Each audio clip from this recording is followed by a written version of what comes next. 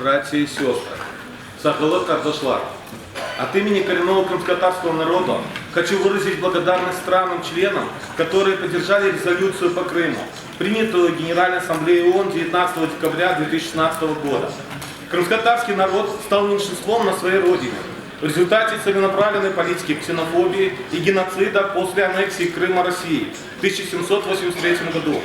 К сожалению, данная политика продолжается после оккупации Крыма России в 2014 году.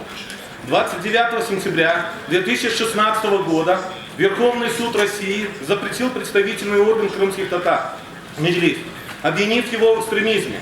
Таким образом, нарушил статьи 5, 18, 19 декларации на коллективное право крымских татар, как коренного народа на управление их представительными институтами. Данными действиями Россия грубо проигнорировала 22 пункт рекомендации 15-й сессии Постоянного форума.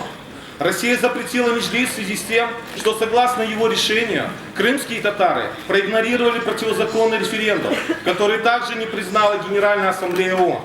Я не могу жить в своем родном доме у себя.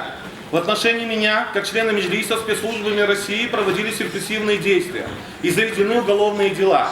В сентябре 2014 года 20 автоматчиков ворвались ко мне домой и направляли автоматы на меня и моих детей. Старшему было 4 года, а младшему 6 месяцев. Проводили обыск в моем доме, заведомо зная, что ничего не найдут. Обыски и задержания проводились еще у 16 членов Меджлиса. Лидеры крымских татар Мустафа Джемилев и Рифат Чубаров депортированы из родной земли. Заместитель председателя Меджлиса Ахтем Чигоз 2 года и 3 месяца находится под арестом в застенках ФСБ. 25 мая член Меджлиса Эрвин Ибрагимов был похищен в Бахчисарае. Он не найден до настоящего времени. 12 были найдены мертвыми и зверскими пытками. Коренные крымские татары все больше и больше чувствуют себя под угрозой.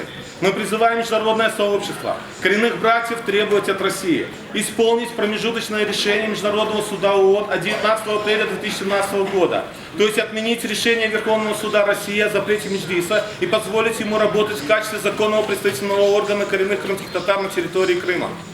Отменить все политические уголовные дела в Крыму и освободить всех политических заключенных из-под стражи. Расследовать насильственное исчезновение Эрвина Ибрагимова и 10 других крымских татар. Крымско-татарский народ нуждается в поддержке международного сообщества и правозащитных организаций, ибо своевременная реакция на нарушение прав человека в оккупированном Крыму может сохранить людей от tortura, спасти их жизни и свободу. Семьи и дети политических заключенных и пропавших без вести нуждаются в вашей поддержке, и любая ваша реакция вселяет надежду на освобождение и возвращение их отцов. Спасибо за внимание. Чок салам.